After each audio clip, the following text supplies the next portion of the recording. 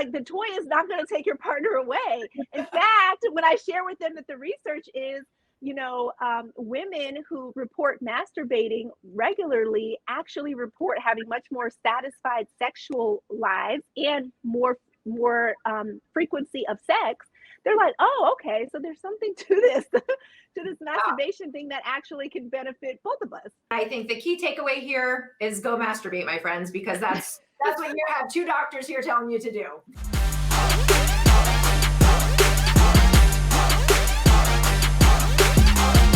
This is Relatable, Relationships Unfiltered.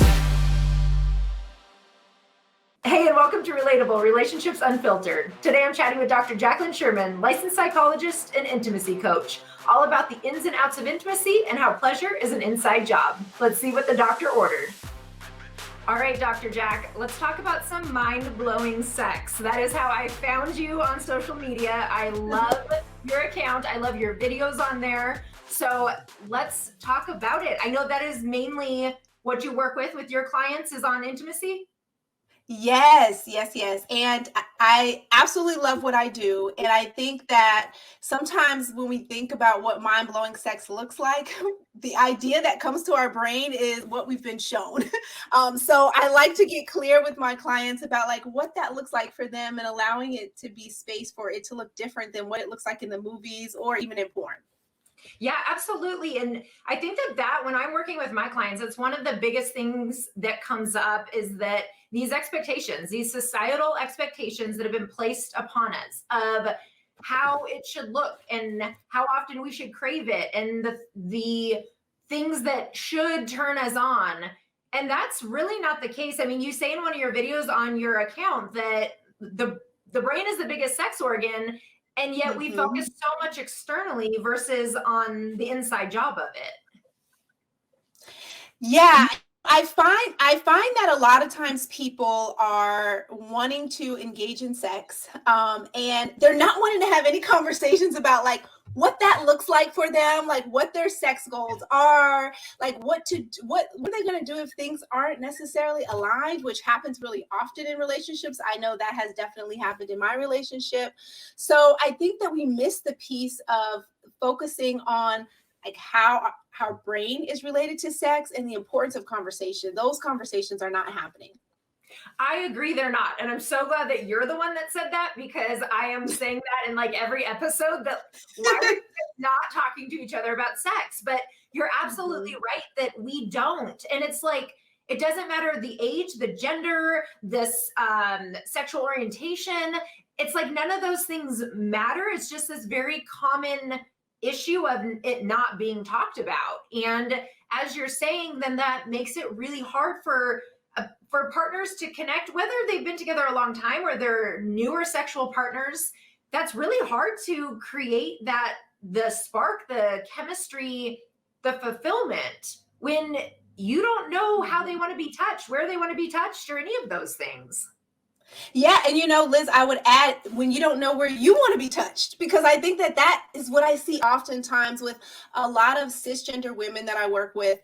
It will be like, I don't even necessarily know what I like. I don't know what turns me on. I'm not sure how to communicate that. So it's also like this additional blockage of like, I haven't explored enough to really know what I like. And it's hard for me to even communicate that to a partner because I haven't stopped and slowed down long enough to figure that out for myself.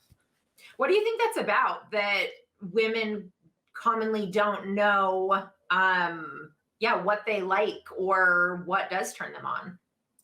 Yeah, so I think at the root of it is something that you may be familiar with, which is sexual script theory. And within sexual script theory, we have been fed these scripts of what sex should look like. And so some examples of that is like sex is for male pleasure, right? Women aren't necessarily supposed to have pleasure from sex. And so when we download scripts like that from a very young age, and this can come from our family members, this can come from previous sexual partners, this can come from religion, this can come from media.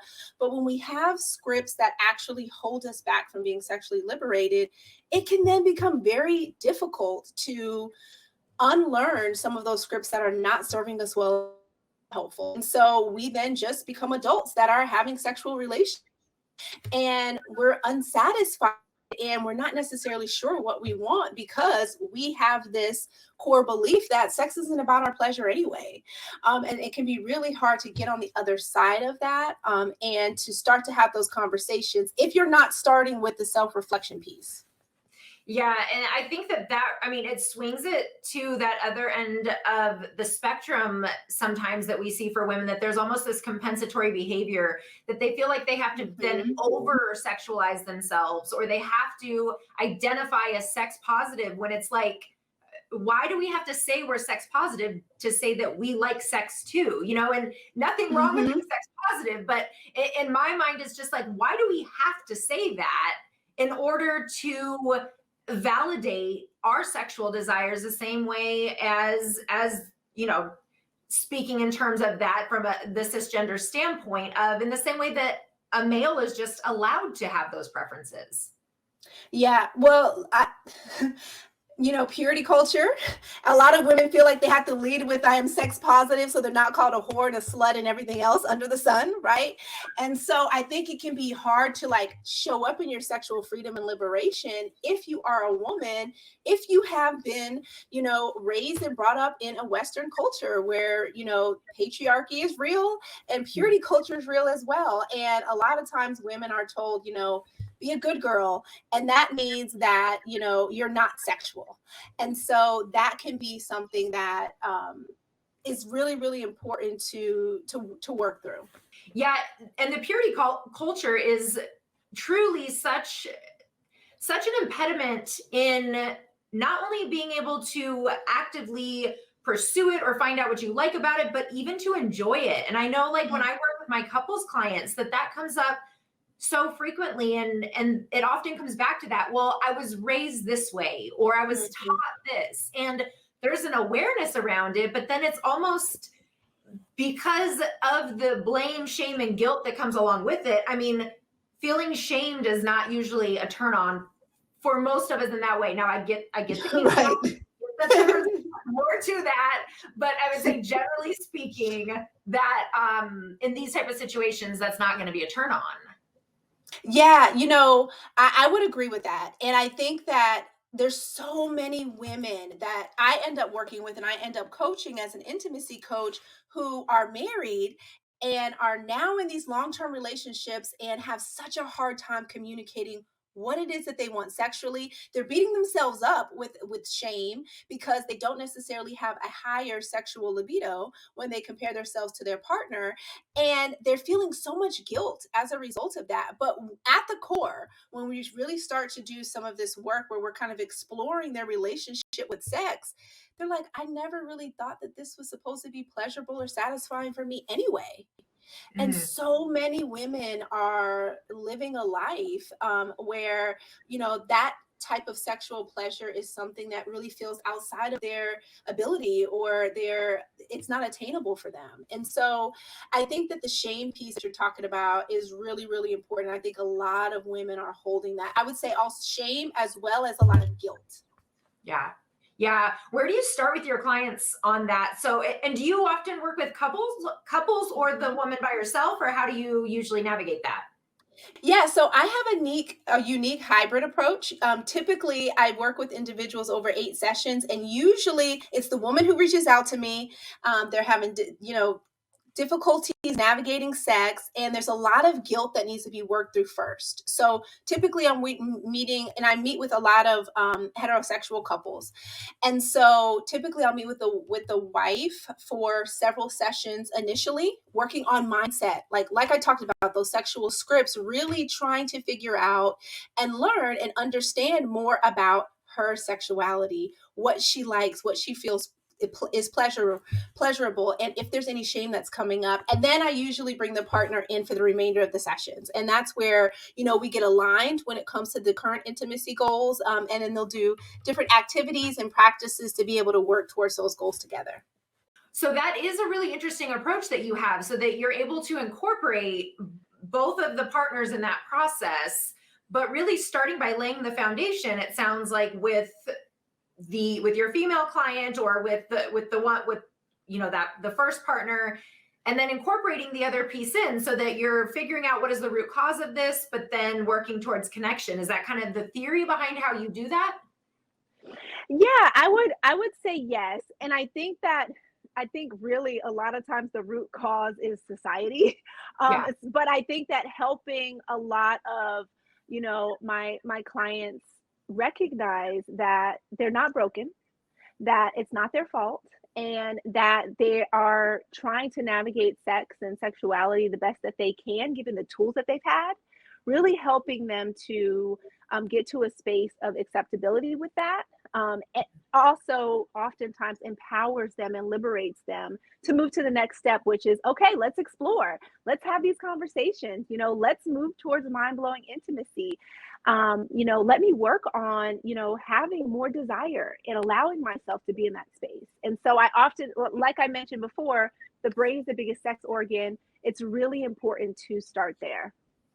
Yeah, and I talk with my clients so often, and I put on my social media, but one of the things I talk about the most is how really emotional intimacy is the foundation in my experience with my clients, my experience with myself, in my own intimacy world, is that when there is emotional connection and the emotional intimacy exists, it really influences the quality of that physical intimacy.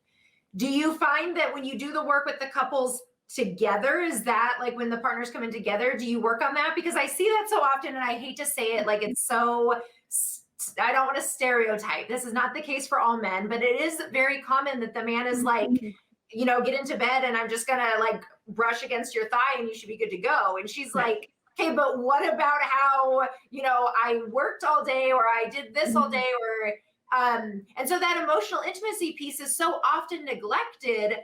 But even when it's brought to the attention, sometimes it's so hard to be like, well, what does that even mean? How am I supposed to show up for her emotionally? How do you address that angle of things? Yeah, emotional intimacy, that's the foundation. It truly is. And a lot of the clients that I work with, they're tired. There's this mental load that they're carrying that their partner doesn't even know exists.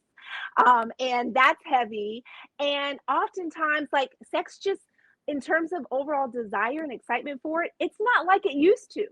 Like things are not happening like they used to. So, for example, someone may, have come home to, dinner and been really excited to, have dessert and have sex afterwards and be really flirtatious all day long in their early stages of their relationship, right?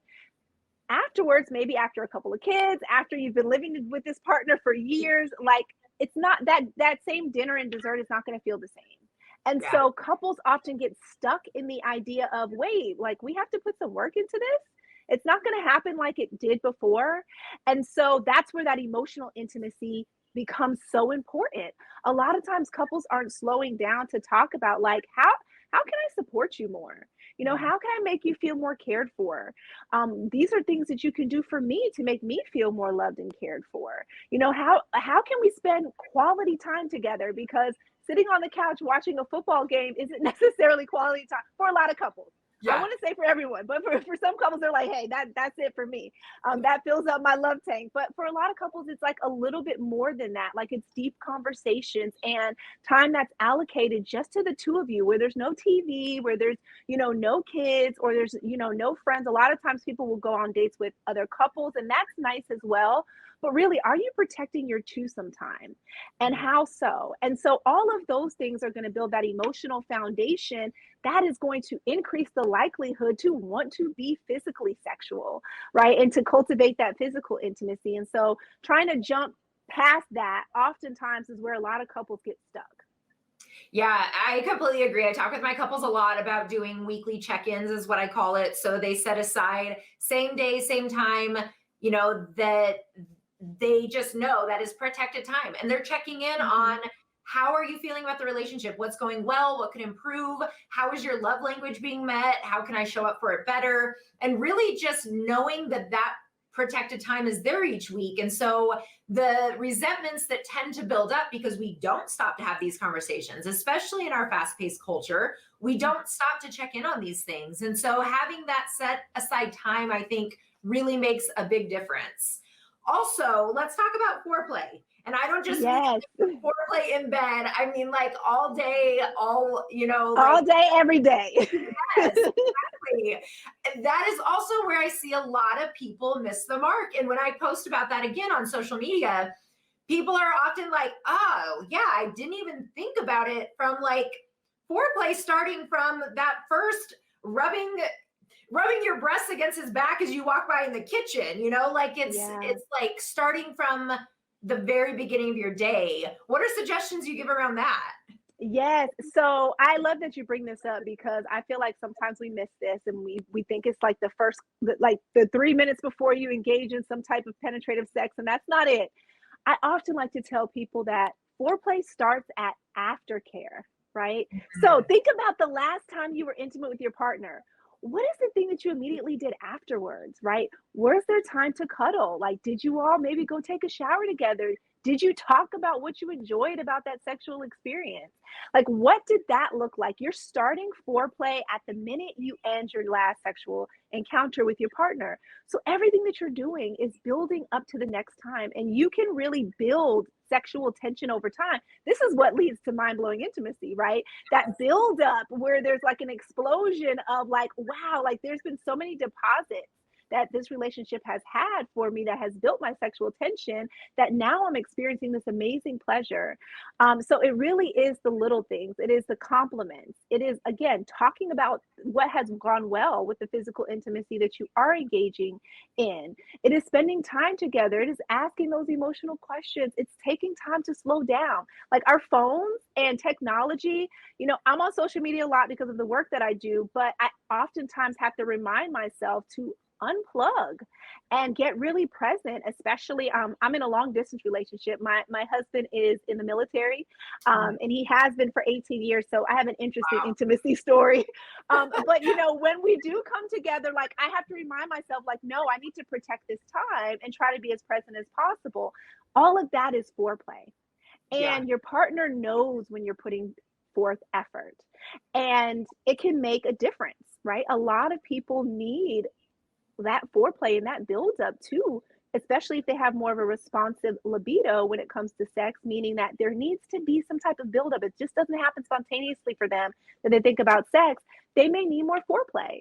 And so figuring out for yourself and for your partner, what does that foreplay look like? Because that's another thing. It can oftentimes be very different in terms of what part each partner needs. So even getting clarity around like, okay, what are the things that really like are important to you when it comes to leading up to sex, and getting that from your partner as well. And thinking about every opportunity is leading up to sex. I mean, we can, really stop thinking about it as, oh, am I going to get laid tonight or not? Okay, I'm not. So that means I'm not going to rub her feet while we're on the couch.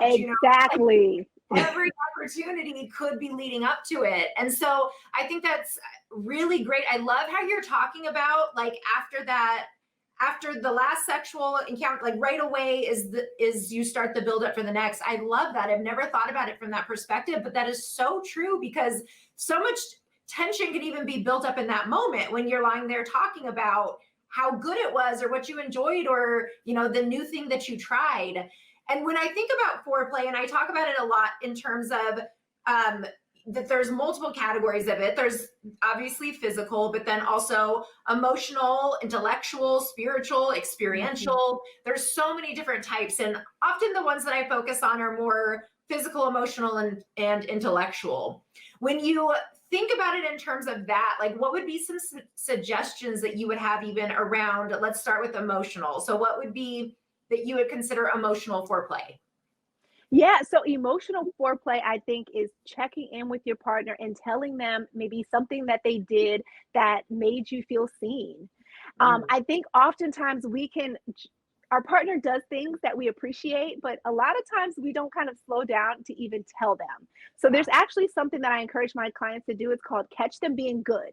And so you actually are like playing this game in your mind where you are being very intentional about catching your partner doing things that make you feel seen, cared for, or loved.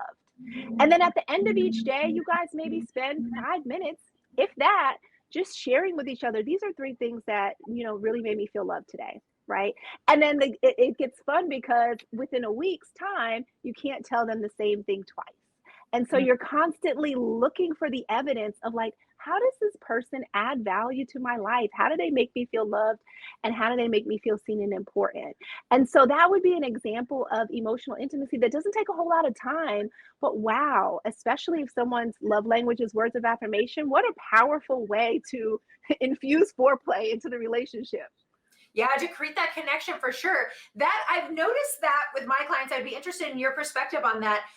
I've noticed that a lot of men, a lot of cis men, and I shouldn't even say that. I would just say a lot of men, that words of affirmation and physical touch are often their main, like I would say statistically speaking, that that's the highest. And I think that that is often missed, that women often think that they're the only ones that need the emotional foreplay. But when you are complimenting or praising your man, when you're telling him what he's doing well, what you're grateful for, in the ways that he's really showing up for you, that is a turn on for him as well. Because when we think about it in terms of from an evolutionary perspective, men are protectors and providers. They want to know that they're showing up in the way that, you know, they were really evolutionarily designed to show up for us. And I think that that is so important, as well as how on both sides, for sure. But it's so important that we're not forgetting to also be celebrating our men in that way, and that they need emotional affirmations. They need emotional connection just as much as we do. Yeah, you know, I had to learn this in my own relationship. My husband, his love language is words of affirmation. And in the beginning of us, you know, dating, I didn't really know like how to incorporate that because I wasn't used to complimenting a man. Like it just didn't come natural to me. So it was something that I had to practice. But what I learned is that it even felt for him vulnerable to say like, hey, you never really say, you know, you like the way that I look or that I'm handsome, and like that means a lot to me, right? It took a while for him to even say that to me, but when he did and when it clicked for me, and when I was able to in a very genuine way offer that to him much more, he felt so much more desired. Yeah. Right. And so it becomes like so important to have these conversations because it leads to the importance of that emotional intimacy, but it also leads to, you know, our partners feeling desired by us. Mm. And that's really important as well when you think about intimacy in a whole. Yeah, I completely agree. What about in terms of intellectual foreplay? What would you put into that category? Yes. So can your partner teach you something? Mm, Right. yes. We know that some individuals, you know, they are really attracted to individuals who are smart. But just in general, like us as humans, we get bored easily. Right. So if we are with a partner who is not stimulating our brain, who can't like share with us, like, hey, this is something that I learned. Often, a lot of times we lose interest. And so it becomes really important as individuals that we're growing and learning and that we're evolving and that we're becoming better versions of ourselves and that we're asking questions. So we're learning about the world. And when we share that information with our partner, what a benefit, right? Now I get to know more information because you know more information and you've learned something. And it keeps us curious in our relationships as well, which curiosity and relationship satisfaction go hand in hand.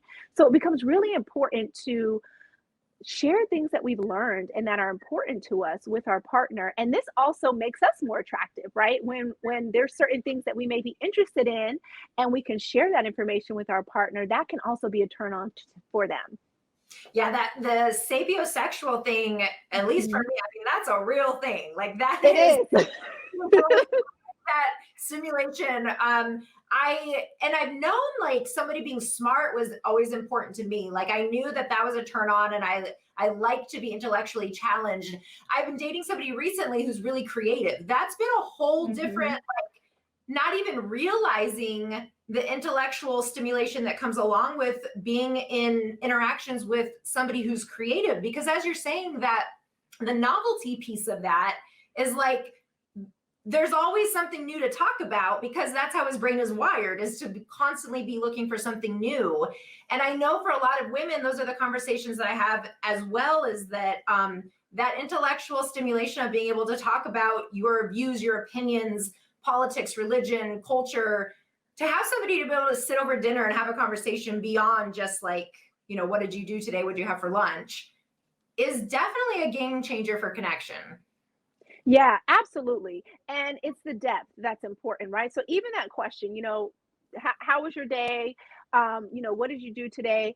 I like to encourage people to even just when they're being curious with their partner and they're trying to build intimacy, ask questions with intention, right? So it's very different to say, how was your day versus tell me about, the most challenging moment of your day, or tell me about a part of your day where you felt really, really happy and excited, right? Mm, Take you to a very different place because a lot of times people may not necessarily have the language to be able to share on a deeper level unless they're prompted in that way. yeah, it is such a good point. So important. So tell me a little bit about when you're working with women and you're helping them to really tap into their sexuality. And so, whether it's that you're helping them to become more comfortable with it, or maybe even challenging some of those negative beliefs that get in our way, what are some of the tools or approaches that you use for that? Yeah, so I have a three-step practice that I use, and I've actually incorporated that practice into sex formation cards, which are a card deck that I've created to help women to have better intimacy and to have better sexual confidence. But it starts with mindset. And so, mindset and self reflection is the most important piece. I feel like this is oftentimes the piece that's missing. A Mhm. lot of the information that we're given is outside of ourselves. It's external information, and I think that self reflection is really important. That helps you kind of work through some of the sexual scripts that may be in the way when it comes to you tapping into your sexual freedom and liberation. So that becomes really, really important. And then conversations. Conversations are also important. So that's going to be step two of my practice. And those conversations are important for us to have with our partner when a lot of times we're not talking about sex. We're avoiding the topic, we're not comfortable with it. Sometimes, even in our relationships with girlfriends, we're not discussing sex and engaging in those conversations. And so these conversation cards help individuals to build the skill set of talking about sex on the regular. And they're written in a way where you can take them to a girlfriend's trip, or you can have an intimate night with your partner where you're just learning about each other and deepening your intimacy. And then step three is exploration. So there's self-reflection, conversation, and exploration. That's a three-step practice that I use in my coaching as well as in the card deck. And exploration is all about connecting to your body. Oftentimes we are so disconnected from our bodies. And so within the exploration portion of the deck, there's mindfulness practices. There's practices that help you feel more comfortable with your vulva and what it looks like, and sitting with it, and being with your body in the nude, and erotic masturbation that is mindfully centered. And so it's really about slowing down, getting connected with your body. But the process is important because, again, I feel like if we skip the first step of mindset or self-reflection, we're missing a huge piece. And that conversation piece is also really, really important because conversation really equates to liberation in my worldview when it comes to sex and intimacy. So, sex formation cards are a tool and a resource that can help women to have a sexual self-care practice that works, that's practical, and that is easy to follow, and that is guided by an expert and a professional. So this is what the card deck looks like. And there's 60 cards here, and they're a wonderful, wonderful tool for women to be able to build their sexual confidence and have better intimacy. That is so cool. I just love that idea so much. Are you saying that there's cards then for each of those? So like the reflection, the conversation, and the exploration, there's like a deck or a set of cards for each of those? Yes, so there's one deck, but within that deck, it's broken up into three practices. So the first practice is 25 journaling prompts that are only for self-reflection. So this is for the woman who wants to dive deep, who wants to explore her sexuality, who wants to learn about some of the sexual scripts that she has, and wants to get clarity around some of her thinking related to sex. And then there's 25 conversation cards that are focused on having that partnered conversation or conversations with friends if you're not in a relationship or have a partner. And then there's 10 exploration cards to help you get connected to your body. And on the front of each card, there is an affirmation that helps you get connected to the present moment, and helps you kind of change some of that negative thinking that may be connected to sex for you.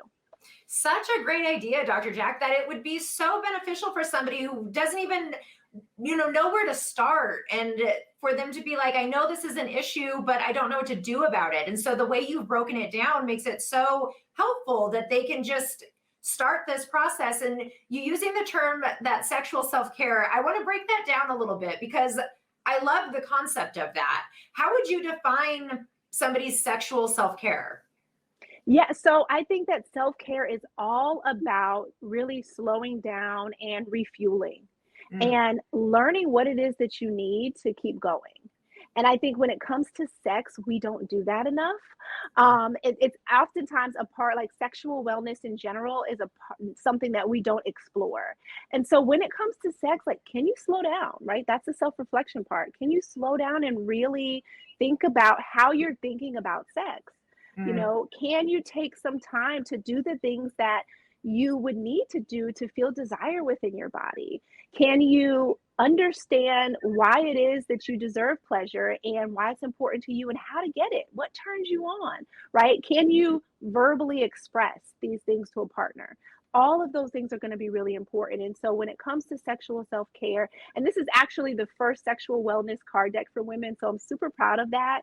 But we a lot of times we have no clue. I know I didn't have a clue. I actually started this deck because I was struggling in my own marriage when it came to intimacy after experiencing a miscarriage. And I looked for resources, and I was so disappointed with the industry. Everything was like, take this dick riding class, or, wear this lingerie and you're going to feel confident again. And I'm like, none of this shit is going to help me. I need to truly dig deep within and figure out what it is that I want and communicate that, and on a regular basis, like, address my sexual self-care and my sexual wellness. And so that's actually what made me start writing the deck and pivot into coaching. And it's been a wonderful, wonderful ride and helped so many women since. But I really, really do think that when it comes to self-care, we're doing better.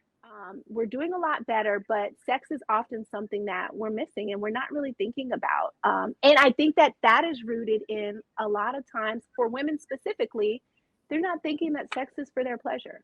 Yeah. No, when you just said that like even more just reaffirmed the idea that when you look for these things of how can we connect better with our in the sense of heterosexual relationships, our male partner, and it's all about how can you please your man. So Yes. by learning to please them, and it's like, but that's not the case, because I could put on the best show, but if I'm not turned on during it, that's not helping the connection at all. And so, as you're saying, for people to, I mean, men, women, whatever, non-binary, whatever, whoever is listening to this, but if you struggle with finding that connection or pleasure during sex, to just even stop and do the reflection of spending some alone time thinking through scenarios that might turn you on, thinking of fantasies that might turn you on, playing with toys. Like, that's one of the things I recommend to a lot of my clients if they're struggling with connection during sexual intimacies. Like, when is the last time you just had an afternoon alone, or evening, whenever you did it, you went in your room, locked the door, and pulled out some toys? Like, just started to explore, what do you even like? Yes.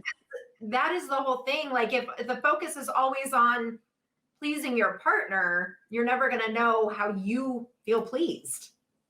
Yeah, absolutely. And that is a lot of times often the focus. And we can lose touch with ourselves. We can lose touch with what it is that we want, how it is that we want to be satisfied. And like you said, that exploration piece is so important. That's oftentimes one of the things that I encourage with clients often is, masturbation is important for self exploration. Because a lot of times, there's that mental block there that, well, if I need this, this might make my partner mad. And it's not about needing, it's about, hey, I get to explore my body in this way. And all of our pleasure doesn't have to come from our partner. And I think that that's another reframe as well.